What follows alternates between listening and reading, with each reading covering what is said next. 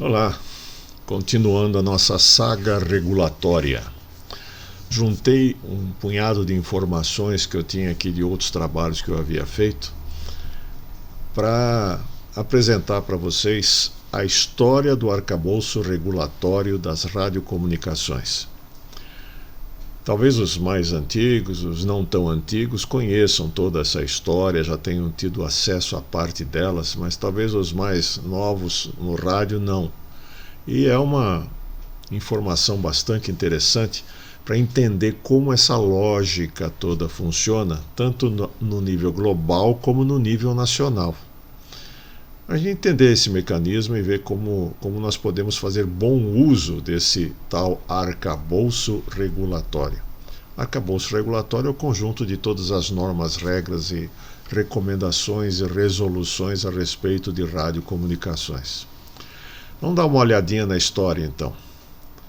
Primeiro, de uma forma geral, como é que é o histórico da gestão do espectro? Como é que isso começou organizado?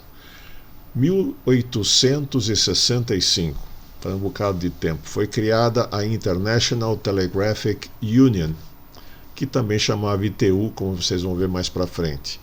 Naquela época, a tecnologia de comunicações existia telégrafo. Telégrafo com fio, ele estava começando lá nos idos de 1865, comecinho dos 1900, com Marconi fazendo as primeiras transmissões radiotelegráficas transoceânicas, e usando para comunicação marítima. E alguma organização, tanto continental como transatlântica, era necessária. Então foi criada a International Telegraphic Union para poder organizar um pouco aquilo. Não é ainda nada sobre rádio amador, mas é uma questão de radiotelegrafia.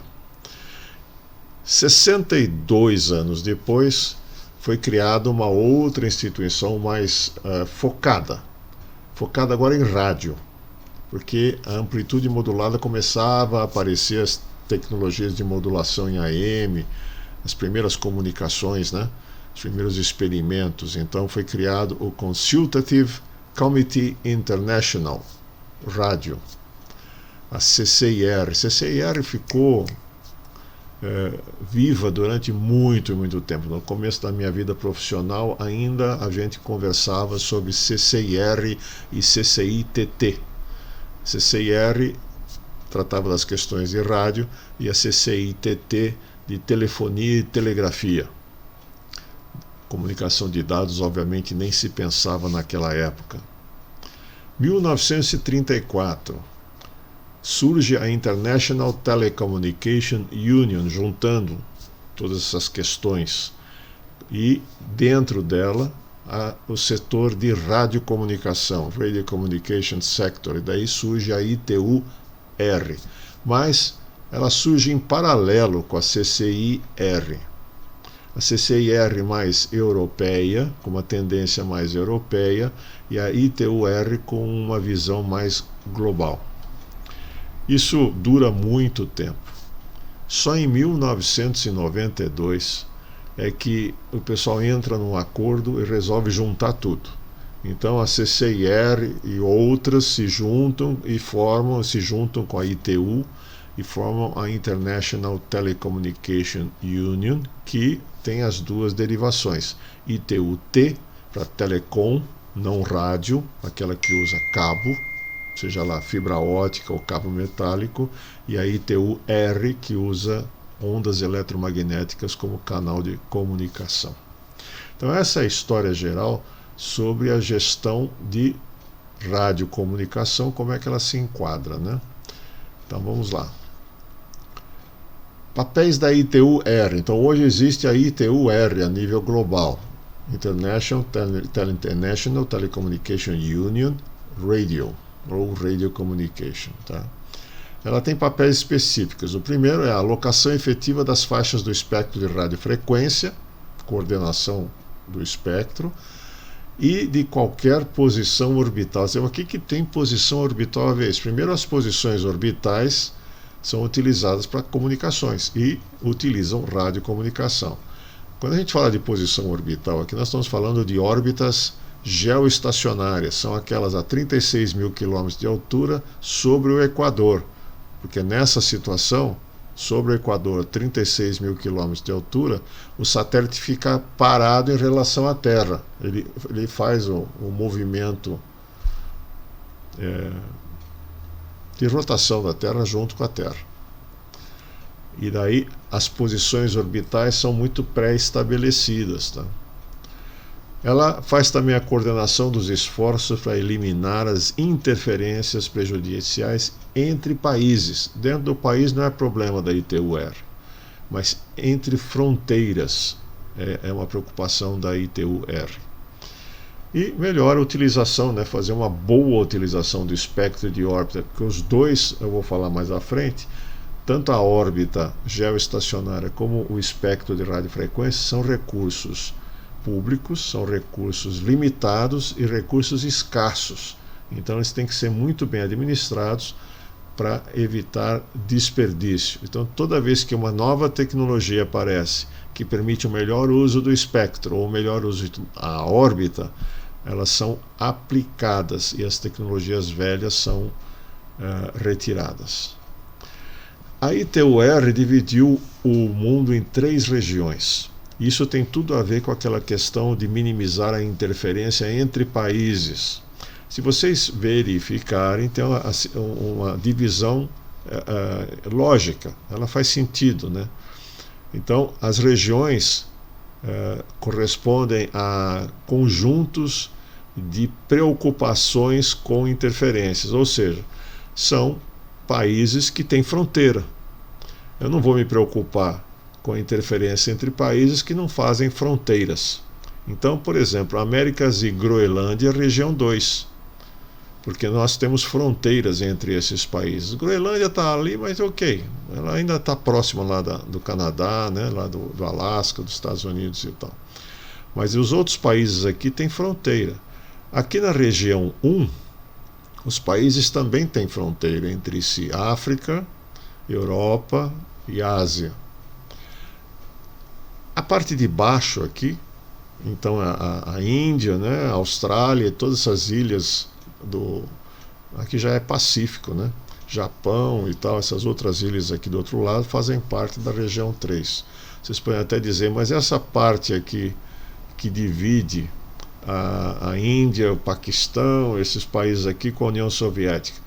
Bom, isso aqui é mais ou menos terra de ninguém, né? São terra daqueles países, mas com baixíssima população. Então, adicionar todos esses países na mesma região ficaria uma coisa muito complicada e muito grande. Então, eles passaram uma linha aqui numa fronteira que, mesmo se houver interferência, é pouco provável, porque existe pouca transmissão de radiocomunicação aqui, mas mesmo se houver interferência mais controlada. Então essa é a forma como a ITU-R resolveu separar o globo para poder administrar a interferência entre as faixas de frequência em fronteiras. E nós então fazemos parte da região 2. Quando existem recomendações da ITU-R, elas podem ser diferentes para a região 1, região 2, região 3, porque em cada uma delas as questões de interferência são diferentes, os históricos são diferentes e tal e coisa.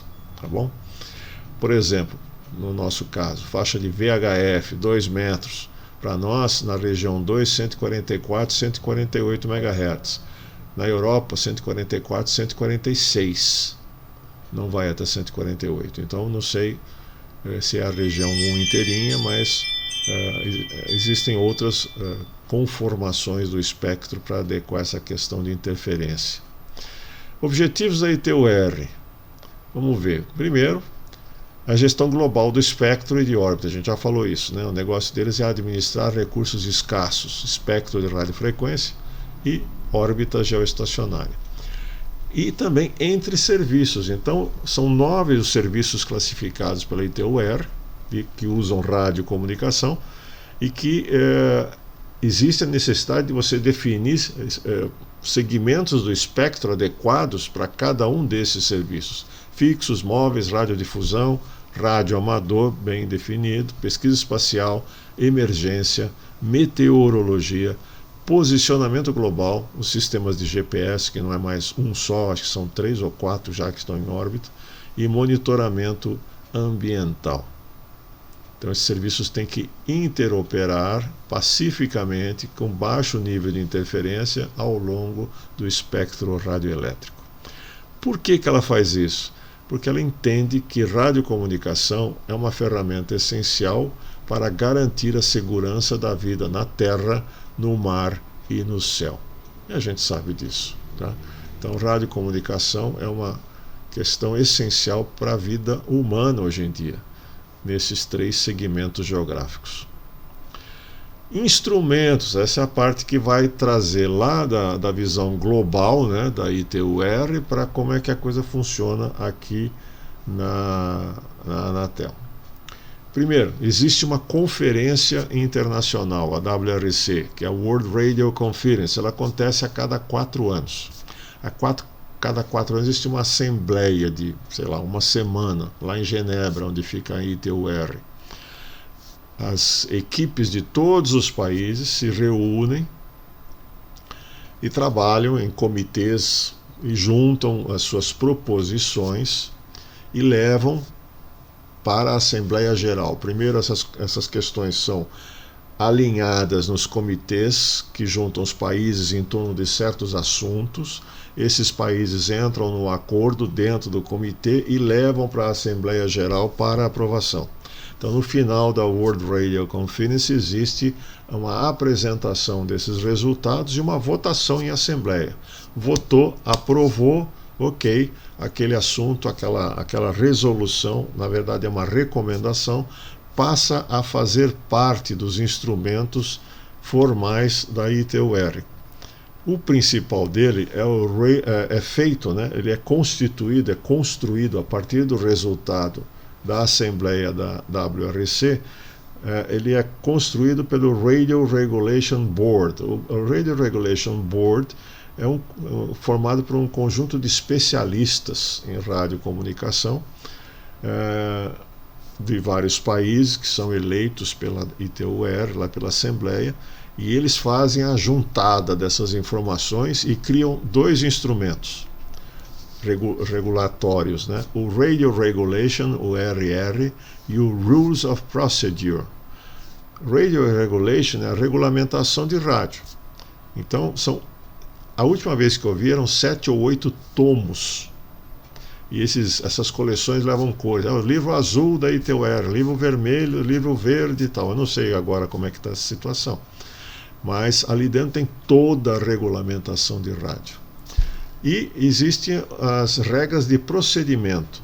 Como é que eu faço um ensaio numa antena parabólica de satélite? Como é que eu faço uma verificação de ruído ionosférico na faixa de frequência tal e tal? Então, existem os procedimentos, regras e procedimentos para que quando alguém for fazer alguma medição em equipamento de rádio, de propagação, seja lá o que for, essa medição em qualquer lugar do mundo siga o mesmo procedimento estabelecido pela ITUR, portanto, os resultados vão poder ser comparáveis entre si. Se não usar os mesmos procedimentos, você não pode comparar os resultados de um ensaio que foi feito no Brasil, na China, na França ou em outros lugares. Muito bem, daí nós temos o trabalho todo quadrienal do WRC. O Radio Regulation Board, o RRB, produz a atualização dos volumes do Radio Regulation e do Rules of Procedure, e isso então constitui um conjunto de recomendações da ITUR. Você quer conhecer? Entra no site da ITUR, está tudo disponível lá em arquivo Word, PDF, em inglês, francês, tem tudo lá. Você põe o tema que você quer procurar e você pode baixar gratuitamente as recomendações ITUR, que são a referência global para todo o serviço de radiocomunicação. Então, para os mais curiosos, está aí um bom divertimento para o fim de semana. Além desses dois instrumentos, o RR e o RP, existe o Registro Médio Internacional de Frequência, que é um mega plano de do espectro radioelétrico, com todas as definições de uso dessas faixas de frequência para a região 1, para a região 2 e para a região 3, além das órbitas, é outro documento. Ok, dado isso acontece a nível global e a Anatel e o Brasil têm representantes na ITU-R. Antigamente eram representantes da própria Anatel, na época a Embratel mandava gente para lá por causa da questão de órbita. O CPQD, onde eu trabalhava, mandava gente para lá por causa das questões de novas tecnologias. As universidades eram chamadas, então era um grupo, representantes do Brasil, e participavam. Então, não é assim só passear em Genebra, não. Você, durante os 4 anos que são intercalados entre uma edição da WRC e outra, você tem muito trabalho. Você trabalha em questões que estão abertas e você discute essas questões nacionalmente e tal. Esse grupo trabalha muito em cada questão para levar as contribuições para a reunião da WRC. Além da própria reunião que acontece a cada 4 anos, todo ano existe uma reunião intermediária desses grupos de trabalho. Então é um trabalho contínuo e continuado, né, para aprimoramento das recomendações da ITU-R. Bom, publicou-se então o Radio Regulation, publicou-se então o procedures, lá os procedimentos, e foram emitidas as recomendações da ITU-R. A ITU-R não faz resolução, ela não decide, ela demonstra a vontade global através do resultado da WRC, através de recomendações. Ela diz: olha, pessoal da região 2 das Américas, a nossa recomendação é que vocês usem o espectro desse jeito. É óbvio que essa recomendação é bem atendida nos países da região 2, porque ela foi construída por esses países. Então não tem motivo para a gente não acatar uma recomendação ITU-R aqui no Brasil, porque ela foi construída em conjunto. E é a melhor forma de nós garantirmos a nossa compatibilidade continental fazendo bom uso das recomendações da ITU-R. Tem uma questão de mercado também. Imagina o seguinte: eu decido que aqui no Brasil as faixas de frequência para uso no serviço móvel pessoal, do celular, não vão ser aquelas definidas para a região, eu vou usar outras faixas de frequência. Cara, o celular que é feito globalmente para uso aqui nas Américas não vende no Brasil, porque ele não está adequado às nossas faixas de frequência. E os que eventualmente a gente fizer aqui no Brasil não vai vender em lugar nenhum mais. Então não vão ter escala e, portanto, não vão ter preço. Vão ficar caríssimos. Então é muito conveniente nós nos alinharmos às recomendações da ITU-R por questões de interferência em fronteira e escala de mercado. Vamos em frente. A Anatel então pega lá e vai produzir as resoluções da Anatel para uso do espectro de radiofrequência. E as faixas do espectro eletromagnético, ela é a faixa, né, que é considerada, então, ela vai desde 9 kHz até 300 GHz. Você vai ter uma 9 kHz, está dentro da faixa de frequência audível. A princípio, os jovens escutam até 20 kHz. Tá, mas isso aqui é onda eletromagnética, não é onda de pressão acústica. Então, isso daqui a gente não escuta, a gente recebe ou transmite. Tá? Existe coisa acontecendo em frequência tão baixa? Pode existir, sim. E vai até 300 GHz. Puxa, 300 GHz? Bom, até onde eu acompanhei, nós temos bons experimentos até 150 GHz, por aí, tá? Então o espectro já está regulado, pronto para ser usado até 300 GHz. Será que vai mais para cima? Acho que não, porque aí já está chegando nas frequências de luz quase, né? Bom, O espectro de radiofrequência é um recurso limitado, já falei, constituindo-se em bem público. Então esse espectro ele é público, não é de ninguém. E conforme a Lei Geral de Telecomunicações, a 9472, o espectro é administrado pela Agência Nacional de Telecomunicações, Anatel. Na administração do espectro de radiofrequência são observadas atribuições de faixas definidas em tratados e acordos internacionais, acabei de mostrar quais são, aprovados pela União Internacional de Telecomunicações, e anualmente é emitido plano de atribuição, destinação e distribuição de faixas de frequência no Brasil, que eu sempre chamei de PADD-FF, que são essas iniciais, mas que hoje na Anatel está sendo abreviado por PDFF só. E nele está todo o detalhamento. Agora, dizer que ele é publicado anualmente eu não tenho muita certeza, mas acho que sim, principalmente agora que ele é todo eletrônico. Antigamente ele era publicado em papel, né? Quem publica isso?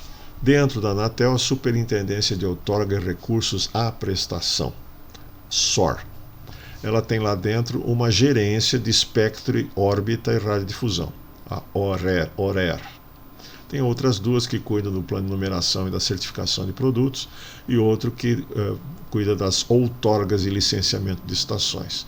A gente é impactado também por outorgas e licenciamento, porque nós recebemos licenças, mas nós estamos falando hoje sobre o espectro de radiofrequência. Então é essa gerência que acompanha e que gera o PADD-FF, o Plano de Atribuição, Destinação e Distribuição de Faixas de Frequência no Brasil. O que é uma destinação, o que é uma distribuição? As faixas que são de nosso uso radioamador, elas são destinadas ao serviço de radioamador. Elas são destinadas ao serviço, e quem é licenciado ao serviço pode fazer uso das faixas de frequência como um todo. Existe o serviço de radiodifusão em que as frequências são distribuídas regionalmente.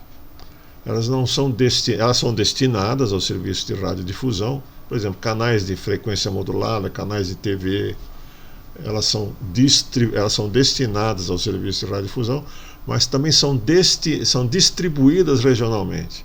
Por exemplo, aqui onde eu estou, em Campinas, não é qualquer canal de FM, dos 200 canais de FM, agora é mais de 200 porque a faixa foi estendida para baixo, mas não é qualquer canal que pode ser usado na região de Campinas, para otimizar o uso do espectro e evitar interferências. Então, a mesma frequência que, por exemplo, tem uma estação aqui em Campinas que usa uma frequência de São Paulo. Então, em regiões de serviço, em áreas de serviço diferentes, elas podem usar porque a princípio a distância entre elas causa uma isolação razoável entre os dois sinais e não causa interferência. Por isso que existe além da destinação ao serviço, também existe uma distribuição regional no caso de alguns serviços, como por exemplo o de radiodifusão. No caso de radioamador, não. Existe uma distribuiçãozinha, depois a gente pode conversar, aquele negócio, não, a gente usa telegrafia no segmento inferior da faixa, mas é por tipo de modulação, né? Então não é bem uma distribuição. Antigamente o PADD-FF era impresso, tinha uma capa desse tipo, que até tem um volume, que é esse aqui de 2014, que eu guardo de recordação, agora já não existe mais.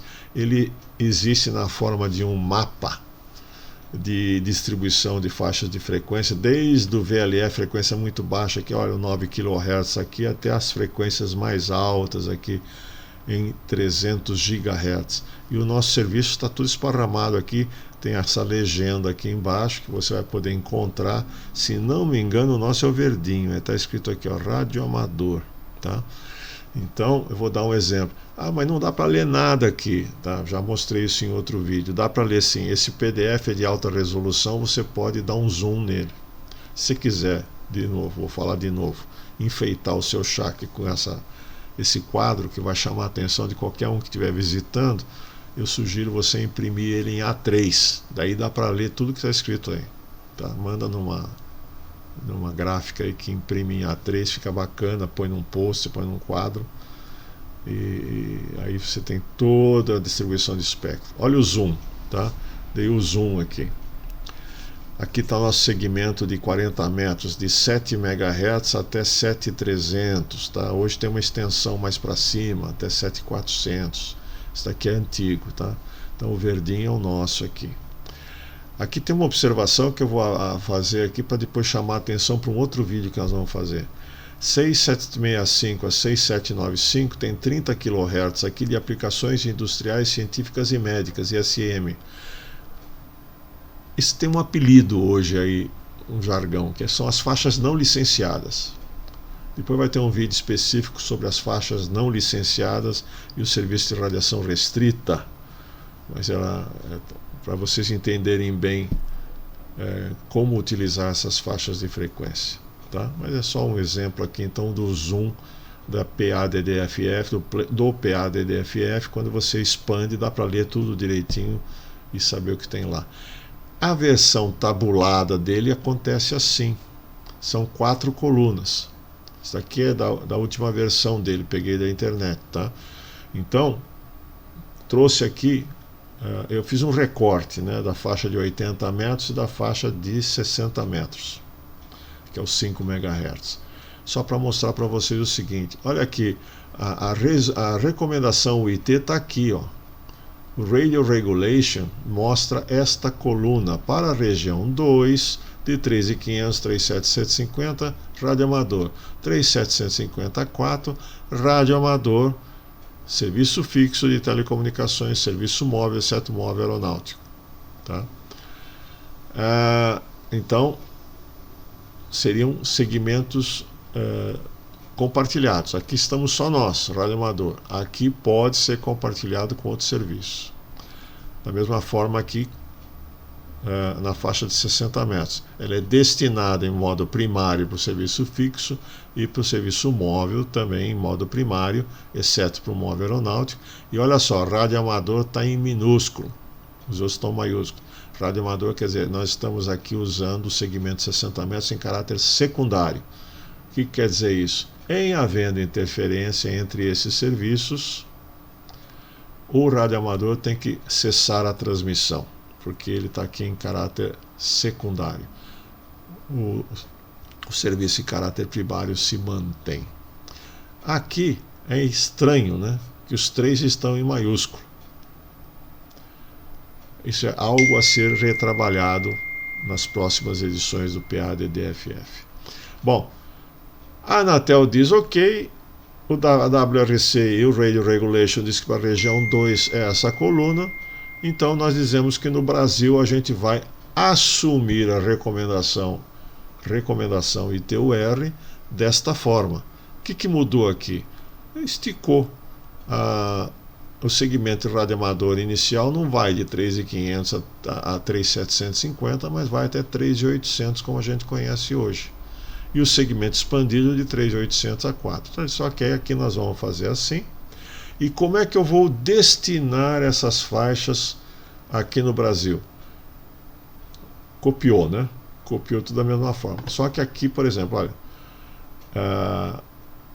limitado privado, ele disse, ok, vai ser através do serviço, os serviços de destinação. Os serviços são serviço limitado privado, serviço radioamador, serviço telefônico fixo comutado. Esses são os serviços que nós conhecemos aqui pela legislação brasileira.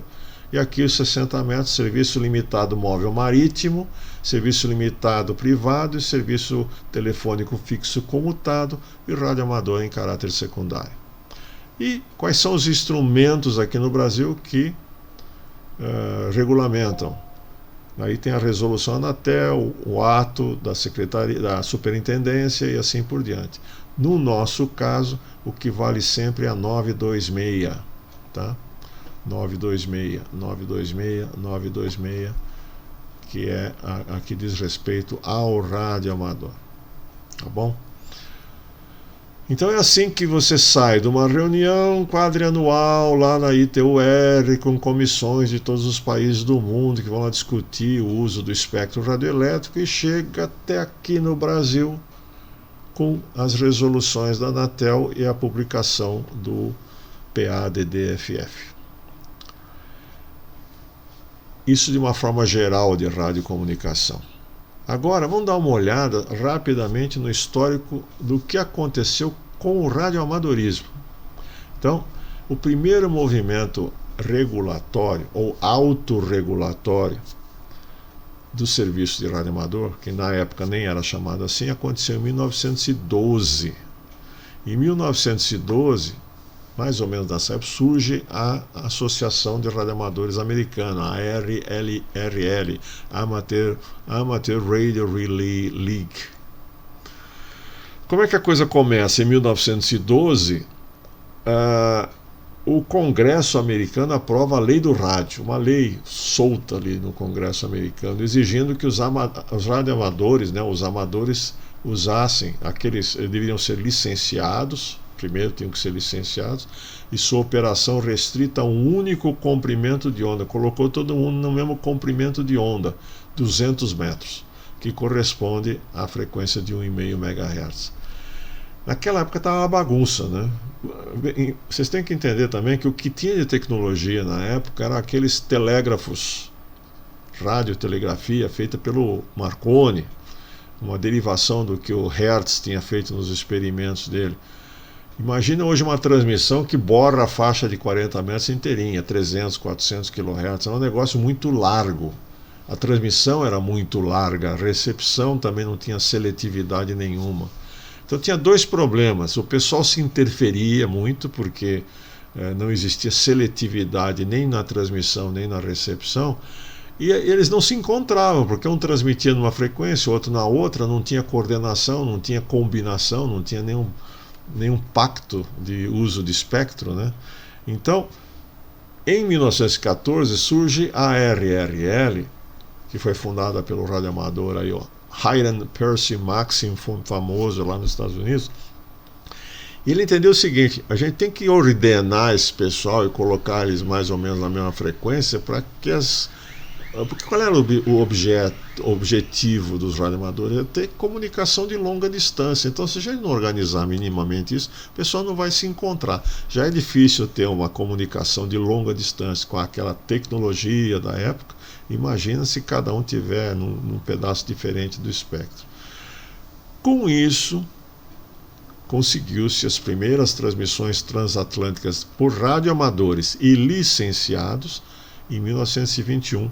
7 anos depois da organização da ARRL. Então vocês veem, a primeira organização não foi bem um regulatório, foi mais uma combinação de regulatório, aconteceu com a lei do rádio, mas o resto foram os radioamadores mesmo tomando conta do seu pedaço ali, né?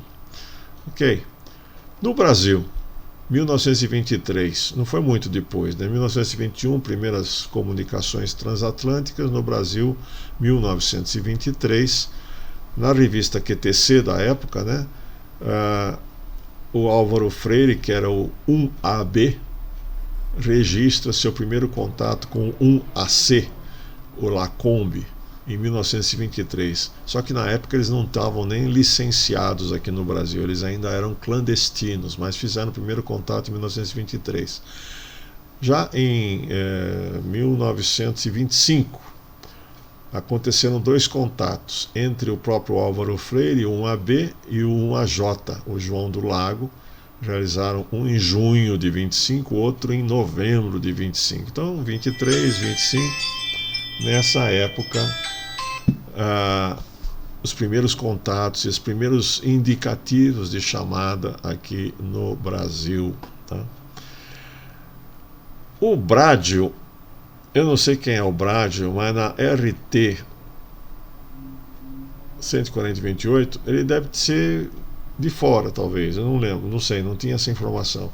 Ele disse que em 2 noites ouvir a estação brasileira, por isso eu estou entendendo que ele era de fora, do 1AB, o Álvaro. Então o Álvaro foi o nosso desbravador e diexista da época. Primeira legislação brasileira em 24, tá vendo? Aqui, essa daqui foi em 25. Em 25 eles já estavam devidamente licenciados. A primeira legislação acontece em 24.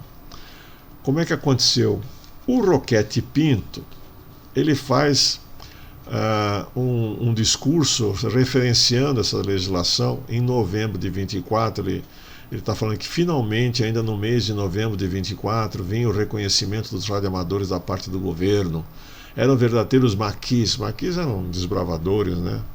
Faziam suas transmissões lá escondidinhos, como Deus queira. Agora não. Tudo ia mudar, porque pela primeira vez a legislação brasileira, graças à representação que nós fizemos em 1923 na Academia de Ciências, o governo baixa o decreto 16.657, de 5 de novembro de 1924. Então, em 24, a primeira legislação brasileira sobre o uso do radioamadorismo, né?